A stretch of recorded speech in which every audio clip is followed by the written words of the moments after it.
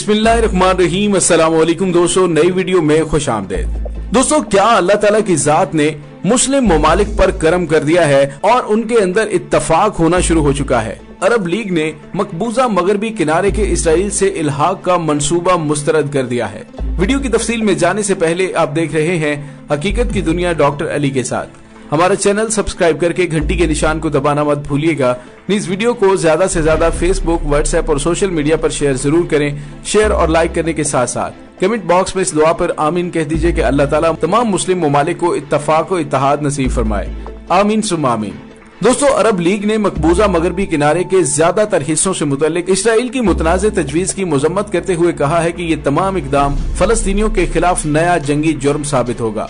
अल जजीरा की रिपोर्ट के मुताबिक मिस्र के दारुल हुकूमत काहिरा में मुनक्कदा कॉन्फ्रेंस के बाद अरब वज़राए खारजा की तरफ से मुश्तरका बयान जारी हुआ। बयान में कहा गया कि वादी उर्दन समेत 1967 में मकबूजा फलस्तीनी इलाकों के किसी भी हिस्से को इल्हाक करने के मंसूबे पर अमल दरामद और जिन जमीनों पर इसराइली आबाद हैं वो सब फलस्तीनी अवाम के खिलाफ एक नए जंगी जुर्म की नुमाइंदगी करते हैं। अरब लीग ने अमेरिका पर जोर दिया कि वो काबिज इसराइली हुकूमत के मंसूबों को फाल करने में अपने ताउन से पसपाई इख्तियार करे। अमेरिकी सदर डोनाल्ड ट्रंप ने जनवरी में कई दहाइयों से जारी इसराइल और फलस्तीन तनाज़े के हल के लिए मंसूबा पेश किया था। अरब लीग के इजलास के दौरान फलस्तीन के वजीर खारजा रियाजुल मालकी ने कहा कि इस इकदाम से लड़ाई सियासी महाज से खत्म होकर ना खत्म होने वाली मजहबी जंग की तरफ मोड़ दी जाएगी, जो हमारे खित्ते में कभी इस्तेहकाम, सलामती या अमन नहीं लाएगी। दोस्तों, वाज़ेह है कि अमेरिकी सदर डोनाल्ड ट्रंप ने मशरक़ वुस्ता के इस मंसूबे का ऐलान किया था, जिसके तहत यरूशलेम इसराइल का गैर मुनक़सम दारुल हुकूमत रहेगा, जबकि फलस्तीनियों को मशरक़ी यरूशलेम में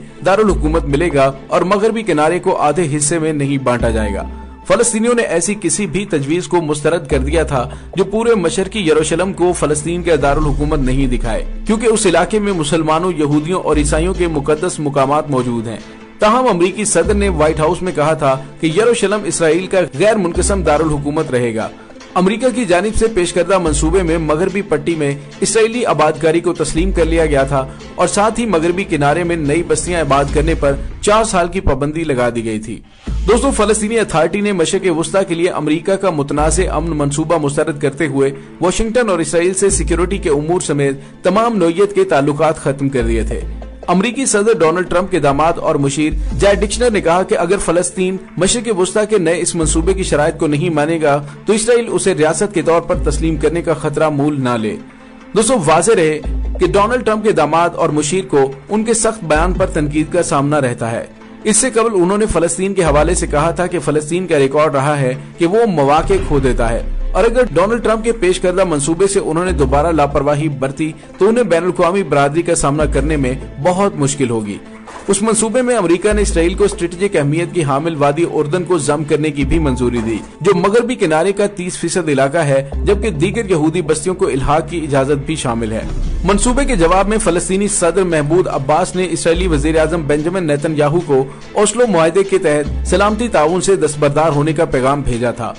महमूद अब्बास ने इसराइली वजीर आजम को खबरदार किया था कि अब फलस्तीन ओस्लो के मुआहदे पर अमल दरामद से आजाद है। दोस्तों, याद रहे कि इसराइल और फलस्तीन के दरमियान अमन मुज़ाकरात 2014 में खत्म हो गए थे, जबकि फलस्तीन ने ट्रंप की जानिब से अमन मंसूबे को पेश किए जाने से कबल ही मुस्तरद कर दिया था।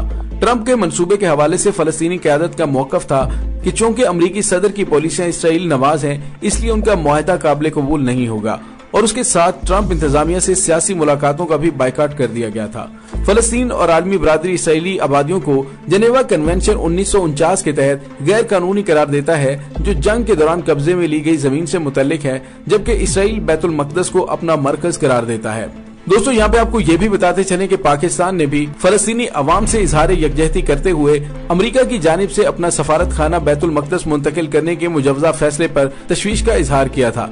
वज़ीर आज़म हाउस से जारी बयान में कहा गया था कि अमेरिका की जानिब से इस तरह के इकदाम से बैनुल-अक़वामी कानून और अक़वाम मुत्तहिदा की सलामती कौंसिल की करारदादों की मुकम्मल खिलाफ वर्जी होगी। बैतुल मक़दस के हवाले से बयान में कहा गया कि अमरीकी सफारत खाने की मुंतकिली का फैसला मुक़द्दस शहर अल-कुद्स शरीफ की कानूनी और तारीखी हैसियत को तब्दील कर देगा। दोस्तों, इससे कबल अमरीकी सदर डोनाल्ड ट्रंप ने अरब रहनुमाओं को आगाह किया था कि वो तिल एबिक से अमरीकी सफारत खाने को बैतुल मक़दस यरूशलेम मुंतकिल करने का इरादा रखते हैं। अमरीकी मुतनाज़िम मुमकिना फैसले के हवाले से वज़ीर आज़म हाउस का कहना है कि इन इक़दामात से मसले पर दहाइयों से मौजूद आलमी इत्तफाक राय को नुकसान पहुंचाएगा और खित्ते में पायदार अमन के किसी भी अमन को खत्म करने समेत खित्ते की सलामती को भी ज़िक पहुंचेगी। इलामियों में कहा गया था कि पाकिस्तान की अवाम और हुकूमत अमरीकी सफारतखाने की बैतुल मक़दस मुंतकिली के हवाले से खबरों की पुरजोर मजम्मत करते हैं। दोस्तों यहाँ पे आपको ये भी बताते चलें कि गुज़िश्ता 5 दहाइयों से भारत ने बॉलीवुड की फिल्मों के जरिए अरब ममालिक की नई नस्लों के जहनों को ऐशो इशरत के मनाजर दिखाकर अपना गर्विदा बनाए रखा। 1980 की दहाई में अरब अमारात समेत कुछ दूसरी रियासतों के नौजवान लड़कों ने भारत की फिल्म इंडस्ट्री की गुलकाराएं और मारूफ अदाकार उनके हीरो और आइडियल होते थे। आप जरा सोचिए कि उस नस्ल की नजरों में कश्मीरी और भारतीय मुसलमानों की क्या अहमियत हो सकती है। इंडियन हीरोइनों की तस्वीरें जब उनके घरों में सजी हुई हों तो उन्हें क्या मालूम कि कोई मकबूजा कश्मीर भी है जिस पर भारतीय फौज ने कब्जा कर रखा है और वहाँ बसने वाले मुसलमानों पर उनकी 7 लाख से ज्यादा काबिज फौज और पुलिस किस कदर जुल्म और सितम ढा रही है। दोस्तों Indian security forces in Kashmiri मुसलमानों की माओ बहनों और बेटियों के साथ ज्यादती कर रहे हैं। न जाने क्या हुआ कि एक एक करके तमाम अरब दुनिया अपने वजूद में कहीं छुपे हुए असलाफ के कदमों की चाप सुनते हुए हल्की हल्की अंगड़ाई लेती दिखाई दे रही है। तो इसे नई अरब स्प्रिंग कहा जा सकता है। दोस्तों अब दुनिया अरब के दानिश्वरों का एक बहुत बड़ा ग्रोह भारत के इस्लामोफोबिया की सोशल मीडिया पर खुल्लम खुल्ला मजम्मत करने लगा है। जीसीसी ममालिक के मजहबी स्कॉलर और दानिश्वर इंटरनेशनल कम्युनिटी को कह रहे हैं कि भारत में इंसानी हुकूक की इस तजलील को रोका जाए। उन दानिश्वरों ने अरब हुक्मरानों को तवज्जो दिलाते हुए बहुत से सबूत उनके सामने रख दिए हैं जिसमें गल्फ और जीसीसी में मुकीम हिंदू मुसलमान और इस्लाम के खिलाफ फर्जा सराई करते हुए दिखाई दे रहे हैं।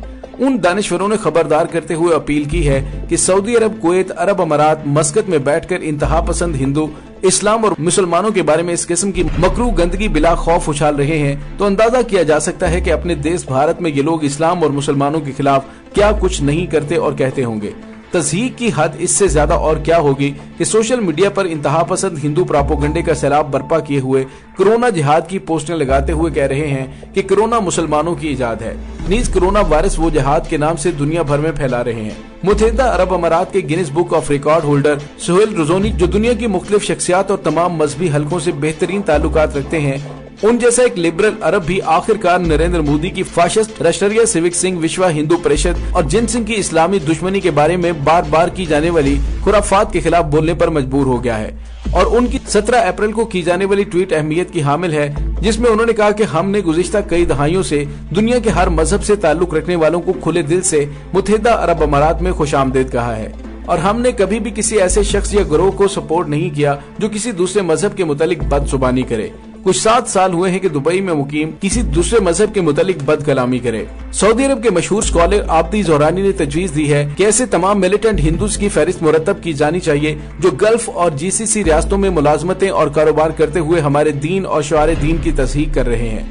उनकी इस ट्वीट पर जोरदार बहस की गई जिस पर आबिदी साहब ने मजीद लिखा कि हमें भारत की 1 अरब से ज्यादा आबादी और ताकत से खौफजदा न किया जाए और न कि उनकी बड़ी मार्केट से। हम मुसलमानों को ताल्लुक एक ऐसी कौम से है जो इंसाफ और साफ गोई पर यकीन रखती है। कुवैत के अब्दुल रहमान ने लगी लिपटी रखे बगैर कहा कि भारत में मुसलमानों के साथ जो बदतरीन सलूक हो रहा है वो किस कदर शर्म का मुकाम है कि दुनिया की 53 मुस्लिम रियासतों से तिजारत और नौकरियां लेते हुए 120 अरब डॉलर का ज़र मुबादला हासिल करने के बावजूद भारत मुसलमानों के खिलाफ खुल्लम खुल्ला नफरत का इजहार करने के साथ उन्हें बेईमाना तरीकों से कत्ल भी करता है। इन तमाम मुस्लिम रियासतों में काम करने वाले हिंदुओं से हम बेहतर सलूक करते हैं और बदले में वो मुसलमानों को छुरियों और खंजरों से कत्ल कर रहे हैं। ये दोहरा मयार अब हमें किसी सूरत कबूल नहीं होगा।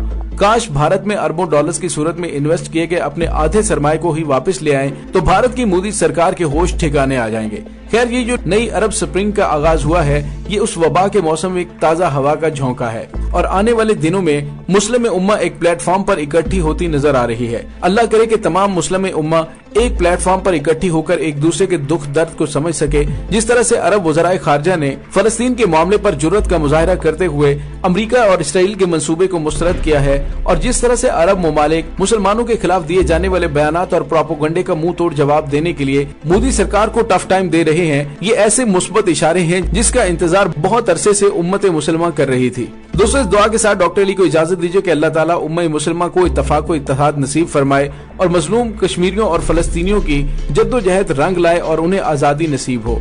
आमीन सुम आमीन। इंशाल्लाह बहुत जल्द मिलते हैं एक नई वीडियो में। तब तक के लिए अपना बहुत सारा ख्याल रखिएगा।